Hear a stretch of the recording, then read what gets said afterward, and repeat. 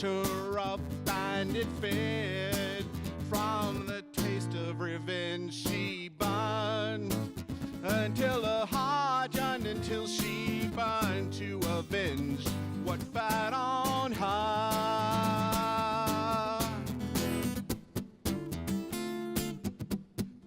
Oh, two-headed monster by the Christmas lights, red, green, and gold. He came to her that night, said, close your eyes, and she never told. Oh, she never, ever told. From the taste of revenge she burned, until her heart yearned, until she burned to avenge what fed on her.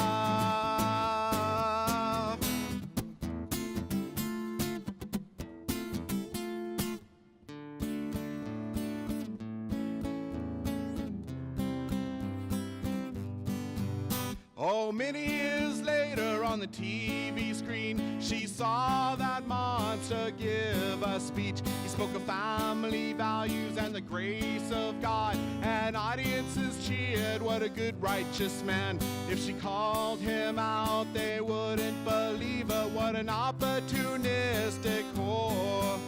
Why did she wait so long to speak up and take this good man down?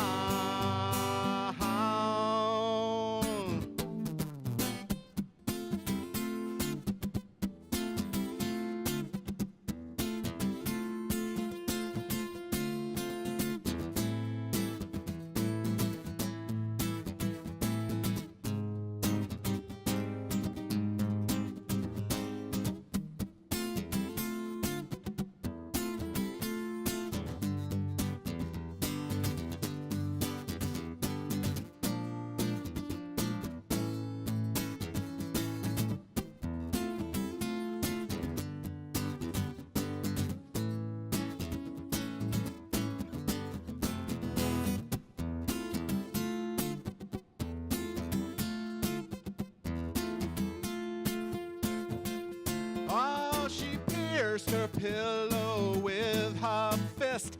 She cried herself to sleep. The nightmare screams to the monster who was not there.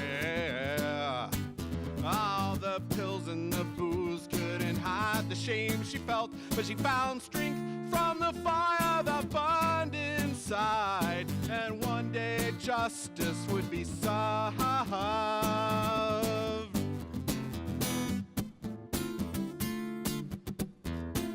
Oh, tormented soul, where did you go with the whispering silence in your head? Thank you for tuning in today on KPSU and PSU TV. I'm Ragon Linde, and it's great to be here. Plugging a few songs here from my latest album, Borrowed Lines and Borrowed Time. That was a song called Tormented Soul, and now I'm going to do a number called Angry White Man.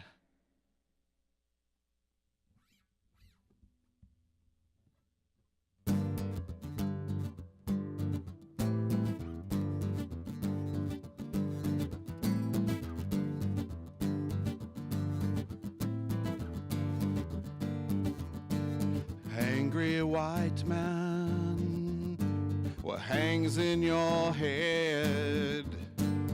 Angry white man who isn't listening to you. What does it feel like in the pit of your gut? How long has it been since you felt understood? Was it one person or episode, or a lifetime of betrayal that left you this way?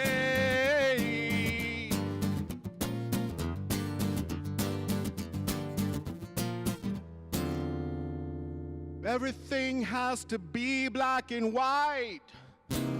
Please, I don't want to end up like you.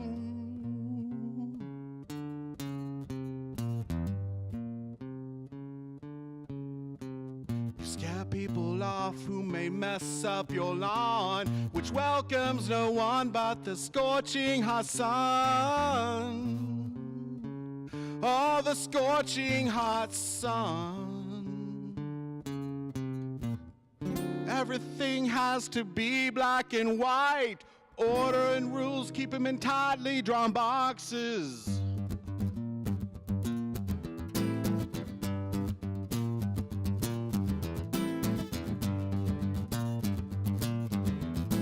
You fear the lazy, the humble and sick,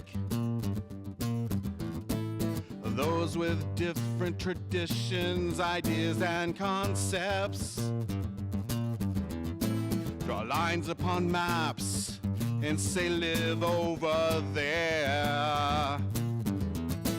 Or better yet, far from here. Somewhere deep inside, that child was ignored, who grew up to build walls from the people he cared for.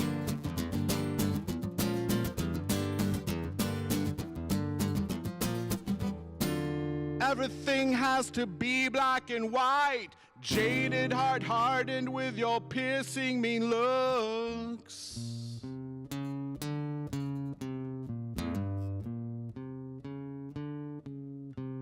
You isolate yourself and shut your blinds in that faux upscale midtown apartment. You shout, get out, get out! You hear hurtful insults that pierce right through the most vulnerable parts. Loud voices and conjured fears, submissive bots who consent without love.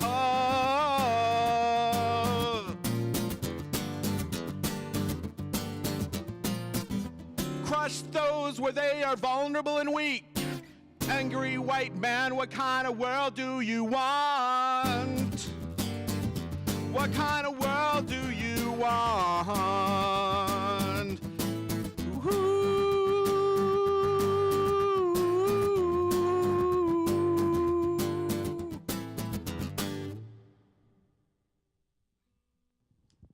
Woo. Hi. Way to start things off. Thank you. Thank you.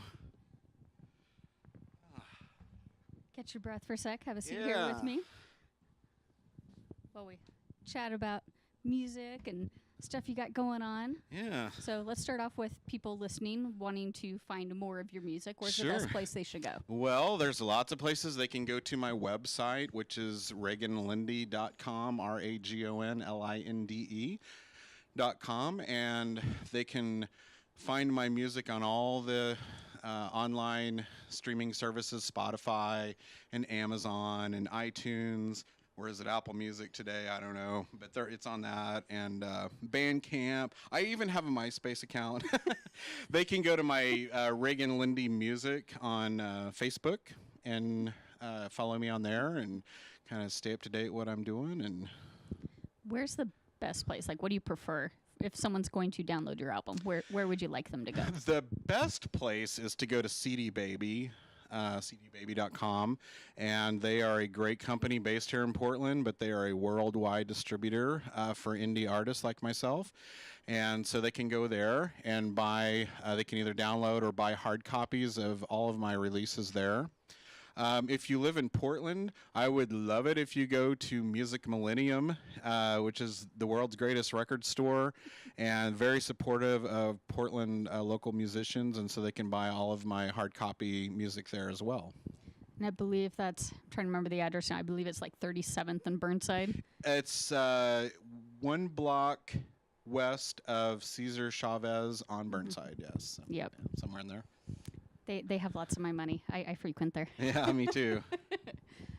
Let's gear out for just a minute, like nerd out on the gear. Talk to me about your pretty guitar. It's got a nice little burst in the middle there. Yeah, thank you. This this is a sound mute there that's great for when you're going live and everything. And I had like the little rubber ones you can buy, and for like $2 more, they were like, hey, you can get this one that looks like it's part of the guitar, and it's the Taylor Swift version too, which I dig Taylor Swift. So anyway, but yeah, it's a seagull, right? Yeah. I was gonna say breedlove. I have a breedlove, but I didn't bring it today. But yeah, it's a seagull, and I buy all my guitars locally here at. Do another plug here for 5 Star Guitars in Hillsboro. So great local store, and that's where I picked that one up. I'm definitely a fan of that place as well. I actually was just introduced to it when they did that Fender pop-up thing. Oh, yeah. Because Fender, thank you for supplying monitors and other gear here. Fender did a little pop-up at 5 Star Guitar, and they're, I think, the only real authorized, quote-unquote, distributor of official Fender limited releases. Okay. For their gear, which is kind of cool. They've got great stuff. They've got a lot of my money too. So over the years, so, but yeah, I play electrics. I play bass and drums also. And on this release, I did, and pretty much all my releases have done all the vocals mostly, and I've had a few guest people on that have helped me out. But vocals and guitars, bass, and keyboards, I do a little bit of if it's one note. But if it's more than that, I have. Friends that help me out on that. And I understand you've kind of played around with the different loops and effects pedals to try and record all of that. So I don't use I for my effects when I record, I go direct input into Pro Tools and use the onboard effects in there because you get a clean guitar sound, and then you can adjust all the way up to the last minute with the effects there, so they're not pasted in. I have done outside too. But I don't use the loopers so much when I record, but every once in a while I get brave when I record live and bring the looper. I didn't today. Keep it simple. And I understand. A lot of your songs kind of have this familiar vibe with the beats and everything, but of course the lyrics are very timely and personal. Talk to me a little bit about some of those familiar beats I'm hearing. Okay.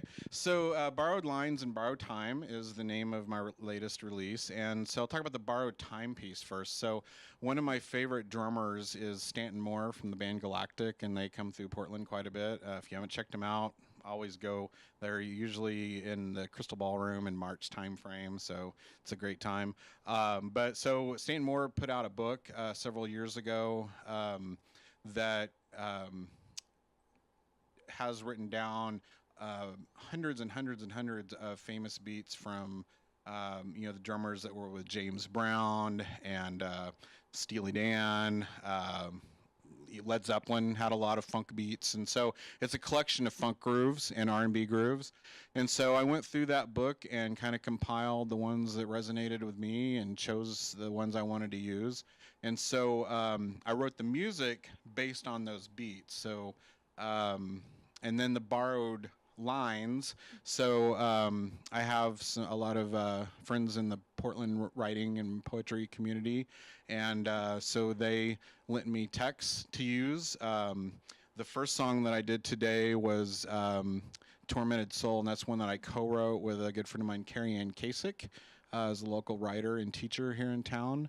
I actually did write the lyrics for the last one, Angry White Man, but then there's another friend of mine, Anatoly Molitkov, who's a pretty well-known poet in town, and used some of his. And then Gray Atkins, I used some of his as well.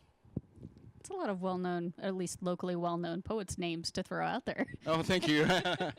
I'm going to do one of the upcoming ones is not off of Borrowed Lines and Borrowed Time, but it's off of this CD called Transitions. I like the kind of groovy, almost Elvis Costello face you're making there. Thank you. So the artwork came from I did the album before this was called Under the Covers, and it was 15 cover songs and one original. And so this is one of the leftover pictures from that one. And so this was an EP I did. It's 4 originals and 4 covers. But anyway, so Bruce Green is another local poet that I'm going to be doing one of his tunes here in a little bit.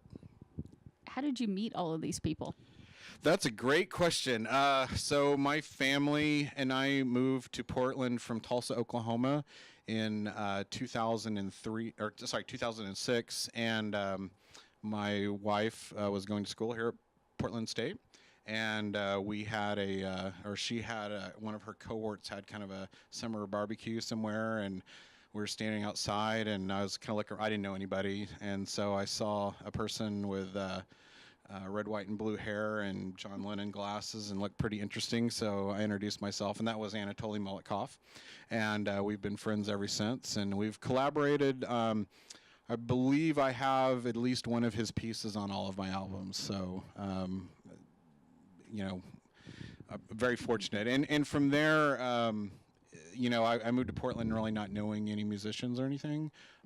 So it was just kind of a doors open and open and open. But that was kind of the start of where I started meeting people. Yeah, Portland creative types in general, I think, are very collaborative and like to work with each other. The weirdos tend to find each other, right? And yeah, since you were drawn to the brightly colored hair. I was like, oh, that looks like one of my people. So yeah. That's how you find your people. I guess that and barbecue, so that's the takeaway, right? Exactly, yeah. All right, well, what song would you like to play next? I think the next song up is actually the one that Bruce Green wrote the text for. It's called Odd Hours. And do you want to give a little backstory to that? Well, so the first performance I did in Portland was actually with Anatoly and Carrie Ann and Bruce and a few other writers, and it was a show called Love Outlives Us. I believe that was in 2008 that we did that. And they wanted me to just do soundscape behind their reading, which was a great gig. And so this was one of the ones that Bruce Green wrote.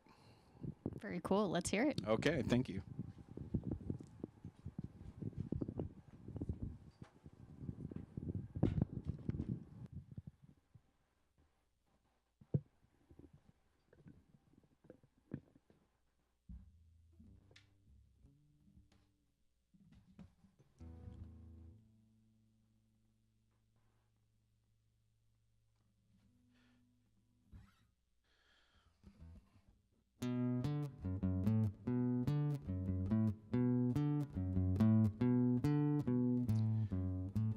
They emerge at odd hours, always crouched like wilting string beans, or oversized soap bubbles, well over prime, instantly vulnerable, silent.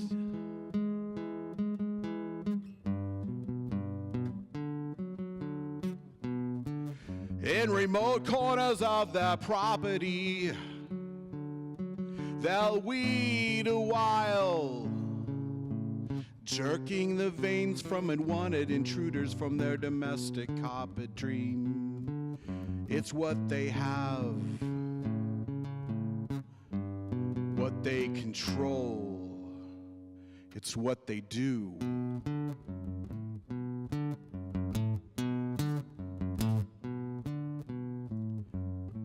When careers have yielded to succulents, they appear on weekdays with mid-morning saws, leaf blowing, edge and hedge trimming, fumes for the elms, oscillating decibels for infants, vibrations for ant colonies.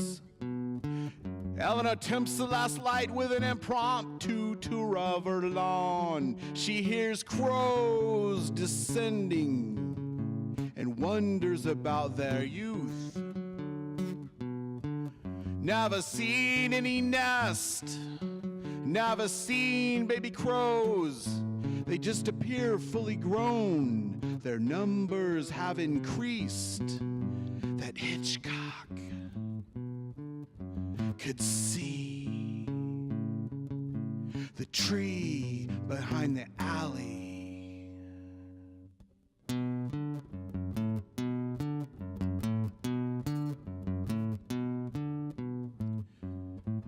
I could never make that sudden appearance.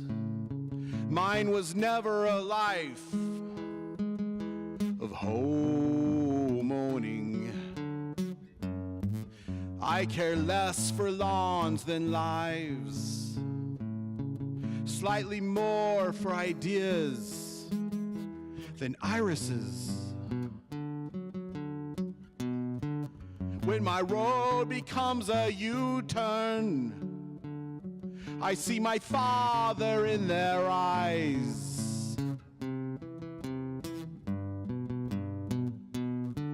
I attempt again to find contentment in raking leaves, capturing them all before another falls. And another. Still another. Always another.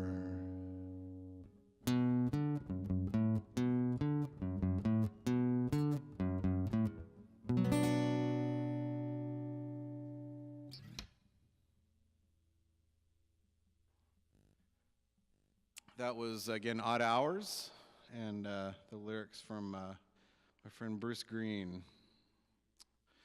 So I'm going to do another song here off of the Borrowed Lines and Borrowed Time album. This is a song called Violence, and the lyrics for this one were written by Anatoly Molitkov.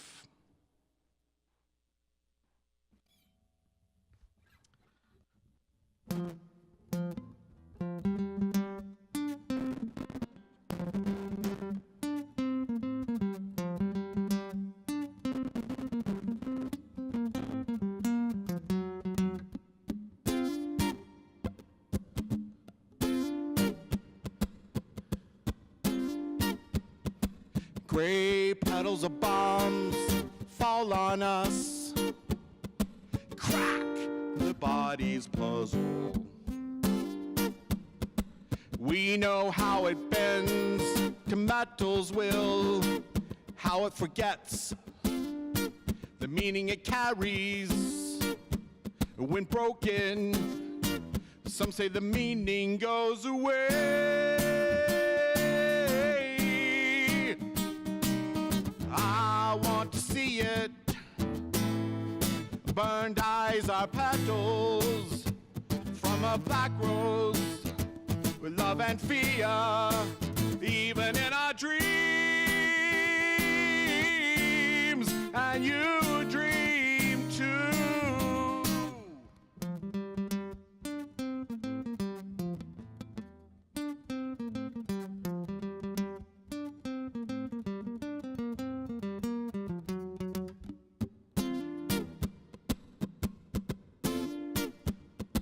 We've seen your eyes rush under lids at the checkpoint of subconscious.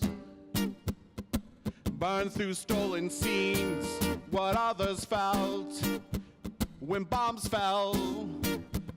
If petals are made of ash,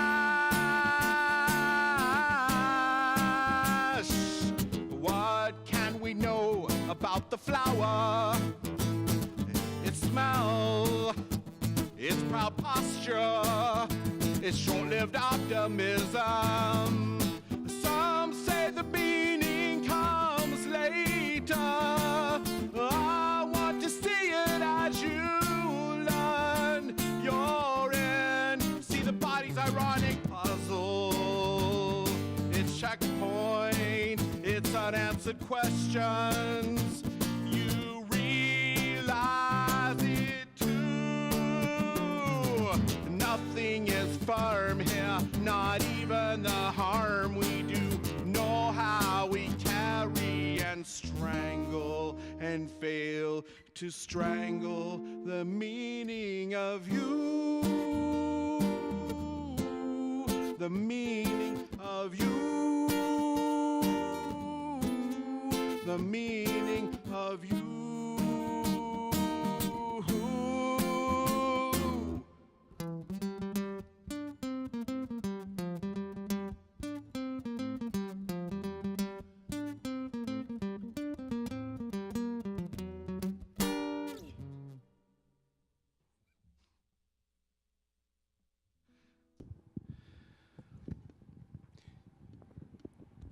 You got it? Yeah. want to make sure I don't knock over the mic stand here. Yeah, details. Let's not knock stuff over. Not yet. We got another tune to do. So. Right. Well, let's talk about some of your upcoming stuff. You've got quite a few things going on, not just with your solo project, but lots. Right. Yeah, so I'm in a few things. This weekend I will be performing with my friend Maddie Mohm. We have a group called Passive Aggressive Jazz Cabaret. You can look us up on Facebook under Passive Aggressive Jazz Cabaret, or you can find us also on Instagram at PA Jazz Cab. So I know my friend Maddie from Torch Song Entertainment, which I'll get to that next, but we both play in the music section for those productions, and so we on the side formed a little project here, and we have original and a very eclectic variety of covers. We're doing everything from the Runaways, if you remember them, Joan Jett's first group. And we're doing some, let's see. I have to ask, okay, sorry to interrupt you there. You're talking about the Runaways, but I hear Jazz Cabaret, and I'm wondering. That's a great question. How does that connect here? So I will say we do have a lot of songs for the music aficionados here that have a lot of dominant and major 7 chords in them. So for instance, Carole King and Janice Ian at 17, David Bowie and things like that. We are doing on the cabaret side a song called Class from the musical Chicago and the movie. And let's see. If I come to this, what should I expect? Like in my head, when I hear cabaret, I'm thinking like vaudeville-esque dancers. Right. But then I hear jazz cabaret, and I'm wondering if I'm going to hear lots of like 30s style jazz music. And it sounds like I'm completely off base here. What should I be expecting? You should be expecting that and everything else. So it'll go from punk rock to jazz and everything in between.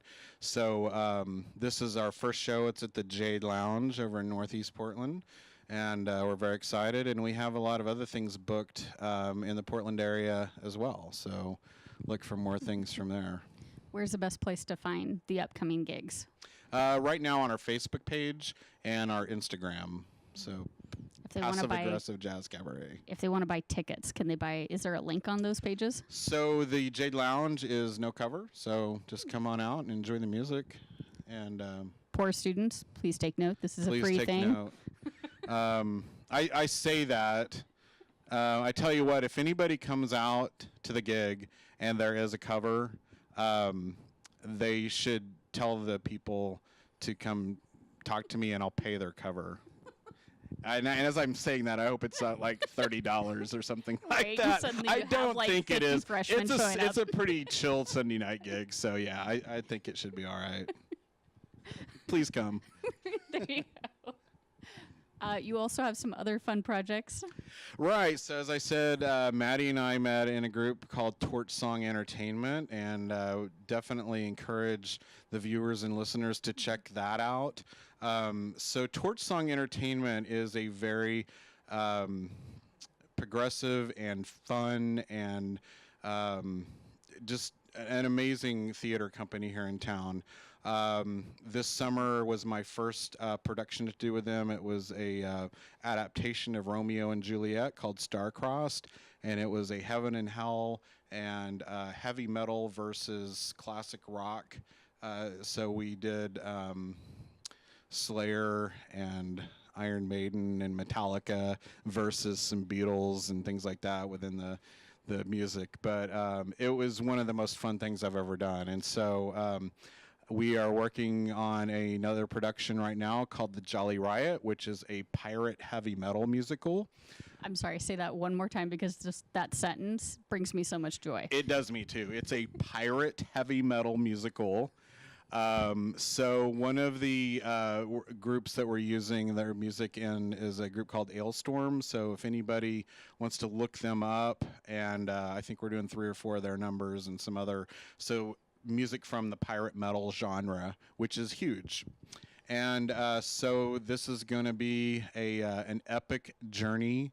The shows are going to, you can go to Torch Song Entertainment's Facebook page, also their website, torchsongentertainment.com. Okay, and spell Tort for me. Torch Song, so TORCHSONG. Making me spell it. I think I got that right. Those listening, Yeah. Totally. So yeah, go to that. We are doing 5 shows in March. So the first one, I believe, is the first Saturday night in March, but I don't have those dates right in front of me. But if they go to the website, they can get tickets and everything through there. And I'm not going to comp people's tickets for that one because I already ate my words for the other gig. But okay. Yeah. And for the pirate heavy metal musical, is this a 21 and over or underage thing? It is an all ages, and we have all ages in our cast. So we have a wide range of ages in the cast. And I will say it's tends to be mainly comedy. So, but also a good deal of drama. The first one of their shows, I actually went to one of their shows before I did a show that was called Sanguine Academy, and the last scene of the musical, everybody in my row was on the edge of their seats it was a very cute and wonderful, and so they do that was all original music, but for their musicals, the band is always integral to the visual concept of the show, so we will be on stage. The shows will be at the Oddfellows Lodge over on in Northeast, kind of over by Portland State on Lombard. I don't have that address memorized, but St. John's area, I believe. Yeah. Oh, okay. Kind of. North Portland. Yeah. You could probably Google the name of that place. The Oddfellows Lodge. Yeah, there's 2 or 3 of them in town, so make sure you do the North Portland one. Got it. Talk to me more about your albums that you've put out. How would you describe the progression of music here? So my first album, and I don't have it out here today, was called Both Sides of the Story, and it was a double album.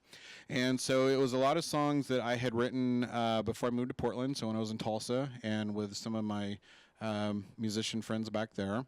And when I moved to Portland, I didn't really know any musicians, but I wanted to record an album, so I bought my first Pro Tools rig and just kind of figured it out and recorded everything at my home, and learned a lot of good recording lessons from that, but put that out in 2011. And then for my second album it's called Under the Covers, and it's again a very eclectic grouping of cover songs, and I kind of did my own spin on them. Then I did the Transitions EP, which was kind of a mix of covers and originals, and so you can kind of see a lot of the progression is in, first just learning how to record. The reason I wanted to do the covers album was just to take songs that have been very influential to me and learn them and record them and be able to really focus on my voice as well as the production of the album, and then getting more into my own songwriting, with this.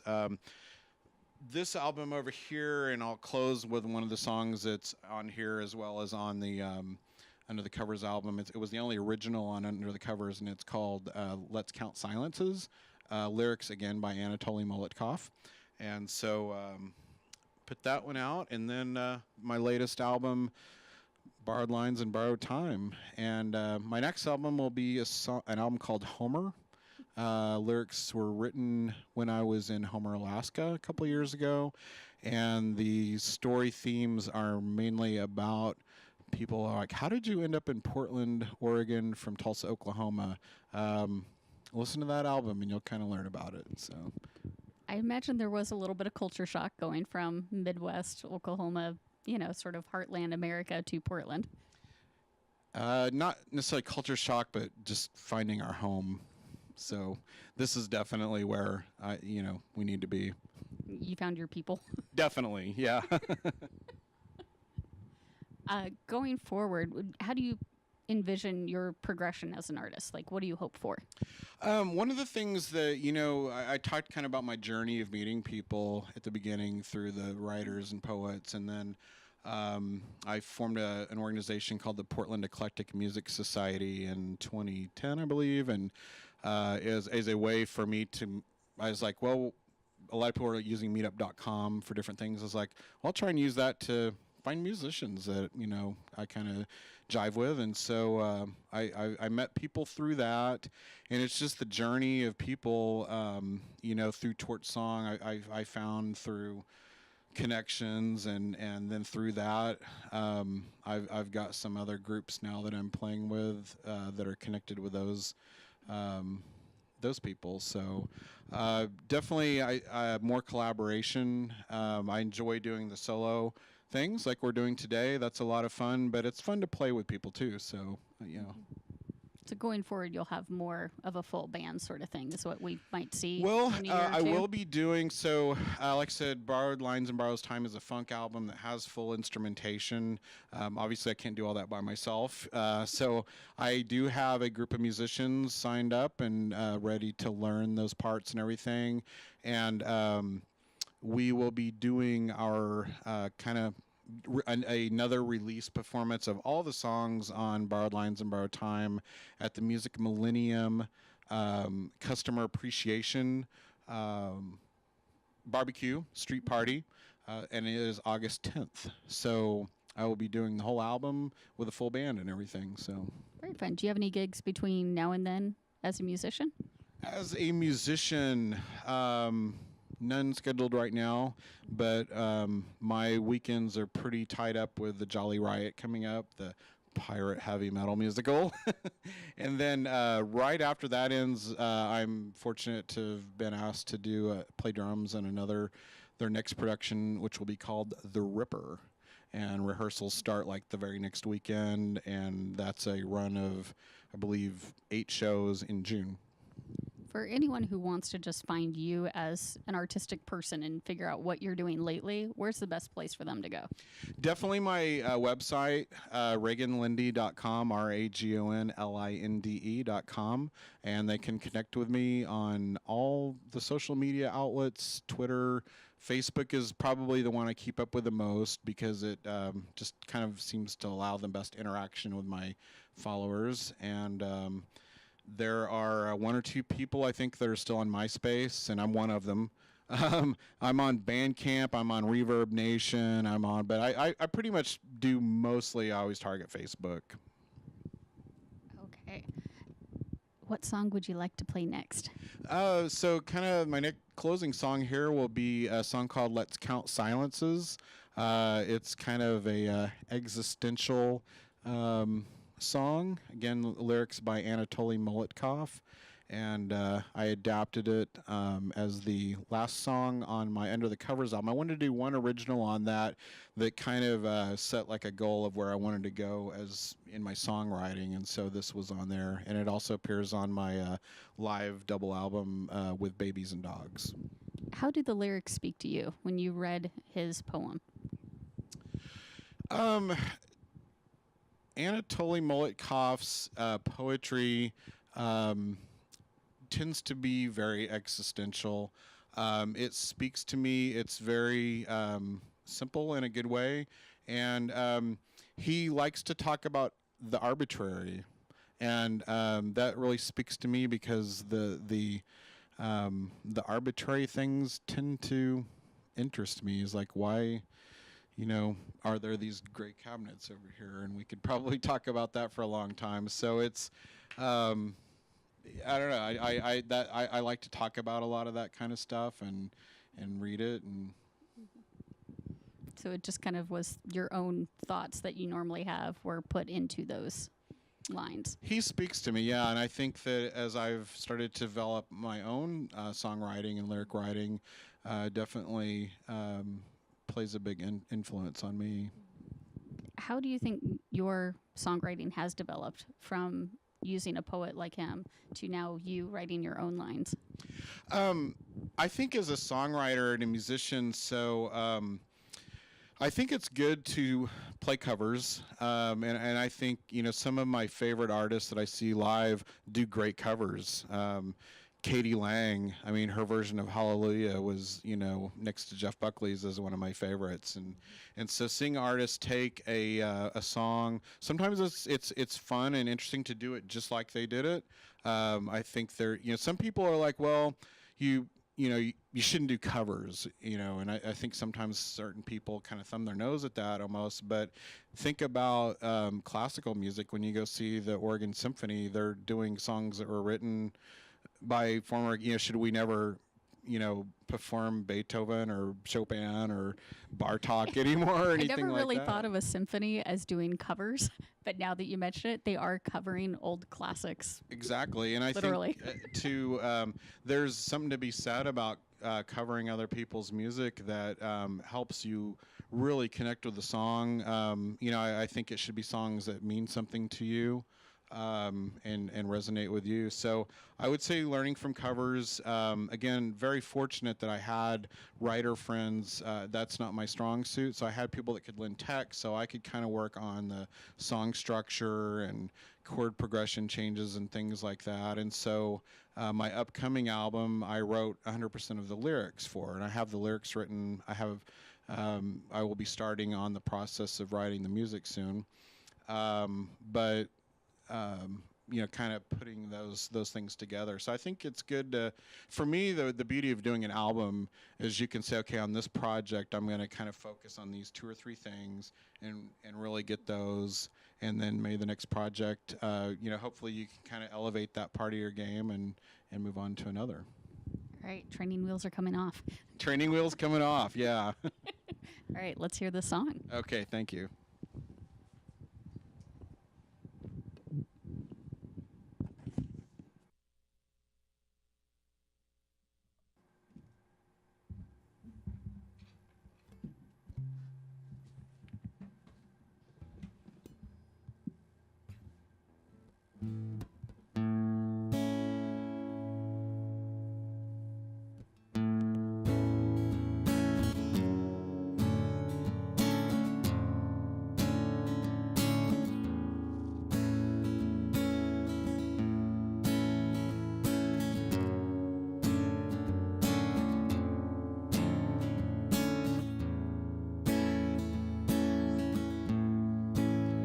Let's count silences.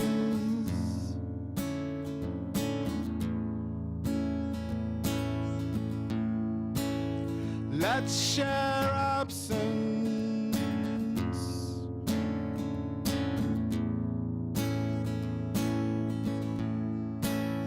On a vast snowfield of life's empty page, our words are grains of sand, and yet we are a story that took 14 billion years to write itself.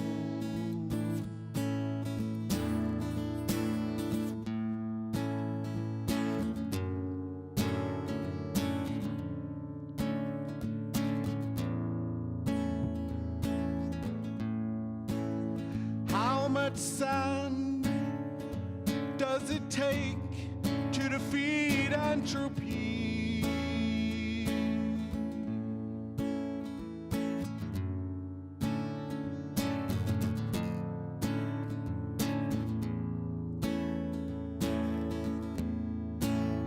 And I wonder about all that sand,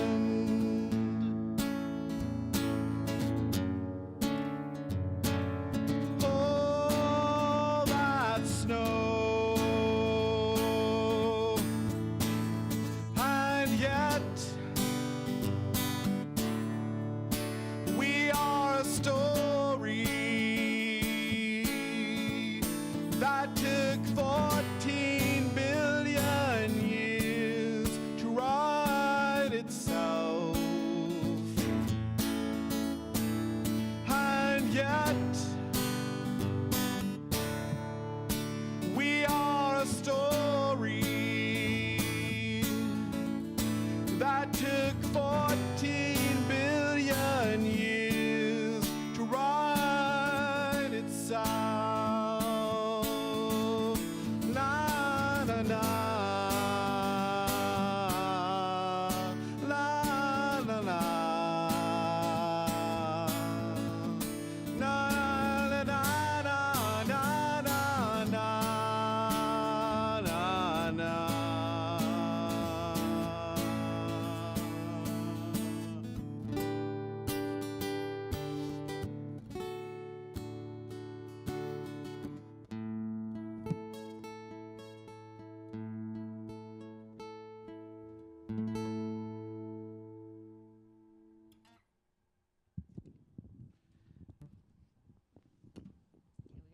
few minutes, I can ask you some really fun random questions.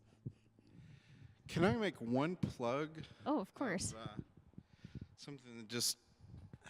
Gotta, support the local community here. Absolutely. So I wanted to kind of speak a little bit about, it just kind of occurred to me before I started playing there. I think it's important as musicians and artists that, we're never a finished product and we're always constantly improving ourselves. And so, I think it's important, at least for me, that I keep studying with people and finding good teachers. So vocally, I've studied for the last many years. I've lost count with a good friend of mine here in town, Becca Stuhlbarg, and with Vox Academy. So Becca Stuhlbarg, great teacher, and also yoga teacher. And one of the things in studying yoga with her was how integral that can be in the vocal process, and to the point where I don't even understand how I would sing without vocal or without the yoga techniques and things. So that's one of the things. And then on my guitar playing, I work with Tracy Kim. And he has a school here in Portland called the Happy Valley Music School over in Happy Valley. And but I've worked with him a lot and trying to further my jazz theory. And so a lot of what I studied with him has helped me on my songwriting for this album. And so I think that and you see that with a lot of performers that they talk about. It's just like in sports, you have coaches, and even at the NBA level, you're being coached up to new levels. And so I think it's really important for, people to continually keep pushing themselves in that aspect. So. Absolutely, and it's interesting how much jazz really is a basis for a lot of genres. I'm actually wearing my nice, yes, Preservation Hall Jazz Band T-shirt today. Yeah. Was not planned. What was your first introduction to jazz? Do you remember? So my family, the Linde family back in Oklahoma, so my grandfather started the very first big band in Tulsa, Oklahoma back in the 20s. Wow. And so that was kind of in the oil boom era. Tulsa was a pretty happening place. Had definitely a ugly side of that time period too, which I won't. We could Organized talk. crime. We could do a whole. The race riot and a lot of things that. Fun parts of American history. Right. So I kind of came. That was in the family. All of my father and uncles all played with my grandfather, and then even after he passed, they kept that going. So, I think I started playing guitar in 3rd grade and drums in 6th, and that's always been a part of my life, and it's my passion. So. Do you remember what song you first learned how to play on the guitar? Yes, it was probably House on the Rising Sun from my guitar teacher, Jim Bates, back there. And I remember the way that studio looked and smelled, and everything about it, it was it. But around that time frame, Neil Diamond had just released the Hot August Night album, and Neil Diamond is one of my favorite songwriters. And on my Under the Covers album, I did one of his, Love on the Rocks. So I think for Christmas one year, I got a couple of Neil Diamond songbooks, and so every time we'd have a family gathering, to my mom's chagrin, I would pull out my guitar in the Neil Diamond concert, do a Neil Diamond concert, but why not? I'll What's admit, cuter than a 4th grader doing Neil Diamond songs? Not right. Much, right? So. Yeah, there you go. And I'll admit that is, some of the songs I like to belt out in the shower tend to be some Neil Diamond You can't classics, go wrong. Yeah. Can't go wrong. Are you the type to belt things out in the shower or in the car? Depends. Yeah. Can you recall any you've done lately? Question. Pardon? Have you belted anything out lately in the shower or in the car? I'm not the greatest at remembering lyrics, as my wife will definitely tell you, and I tend to, to even the most obvious songs, I will just get them wrong and stuff. So for some reason, I could sit here and probably sing all the lyrics to Grand Illusion by Styx. I don't know why that one comes to mind. But so hopefully you're not getting ready to put me on the spot and make me belt out. Okay. It's okay, unless you really want to belt out a line. I didn't prepare for the to improv today. How can you prepare to improv? I don't know. Right? That kind of isn't improv then? Exactly. Yeah. I guess I'm improving in this conversation. Yeah, let's go with it. Okay. Aren't I supposed to ask, what is it, the and if thing for improv? Yes, and? Yeah. Yes. No. I don't know. I don't know what we're doing. We're just playing now. Okay. So we're actually almost out of time. Before you go, can you do a quick station drop for me? I can. Thank you, everybody, for tuning in to DJ Rochelle with kpsu.org, as well as being broadcast on PSU TV, which is on YouTube, correct? Mm-hmm. Gosh, I got all that right. Okay. And you're going to do and my name is Ragon Linde, RagonLinde. You can look me up on ragonlinde.com and social media. Thank you. And thank you also to Portland State Professional Sound for your amazing sound engineering. We appreciate you a whole lot. Stay tuned. I'm going to play a little bit of the second to last song off your most latest album you've released. While I go in there to cue that up, you want to tell them a little bit about it? Yes. That song is Storm Rider. Had to look at it. But yeah, it's a somewhat true story. It was the lyrics to the song were written by Carrie Ann Kasich, and it is about a young woman who has a passion for glider flying and pushes the limits of what can be done in a glider and just in life. And thank you for tuning in to Live Friday.